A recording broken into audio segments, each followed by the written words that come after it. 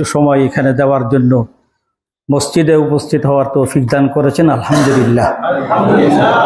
আমি সময় দিব না, কারণ এখন সকলেই জুমার নামাজ পড়াইছি, জুমার বক্তব্য শুনছি, কারেন্ট চলে গেছে, অধৈর্য কষ্ট দিতে চাই না কাউকে।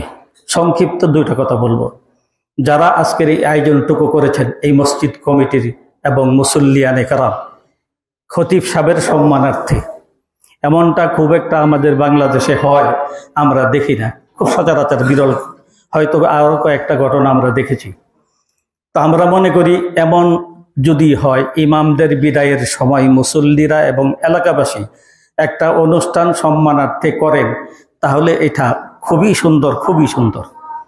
এর চেয়ে সুন্দর আমরা এলাকার মধ্যে কোনো অনুষ্ঠান আমরা মনে করি না, এটা সবচেয়ে সুন্দর বলে মনে করি। কারণ হলো, আলেমদেরকে মহাব্বত করতেই হবে, এটা আল্লাহর নির্দেশ এবং নবীর নির্দেশ। আল উলামা ওয়ারাসাতুল আম্বিয়া, নবীদের ওয়ারিস হলেন উলামায়ে কেরাম, এবং উলামায়ে কেরাম সর্বসম্মানিত স্থানে অবস্থান করে। আল্লাহর নবীর আদেশ, তাদেরকে তোমরা সম্মান করো, অর্থাৎ সাহাবায়ে কেরাম নবীকে যে এরকম সম্মান করতেন, আওয়ামরাও উলামায়ে কেরামদেরকে সেই রকম সম্মান করবে।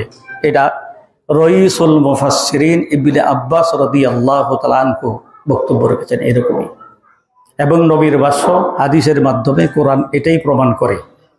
তো যারা আজকের এই অনুষ্ঠানটুকুর আয়োজন করেছেন, আপনাদেরকে, এলাকাবাসীকে, মুসল্লিদেরকে আমি কোন ভাষায় ধন্যবাদ দিব আমার সেই ভাষা নাই। আপনাদেরকে অসংখ্য ধন্যবাদ এবং শুকরিয়া জানাচ্ছি আপনাদেরকে এই অনুষ্ঠানটুকুর আয়োজন করার জন্য। আল্লাহ নবী বলেছেন, কুন আলিমান আও মুতাআল্লিমান আও মুস্তামিআন আও মুহিব্বান ওয়ালা তাকুন খামিসান ফাতাহদিক। আল্লাহ নবী বলেছেন, তোমরা জান্নাতে যাইতে হলে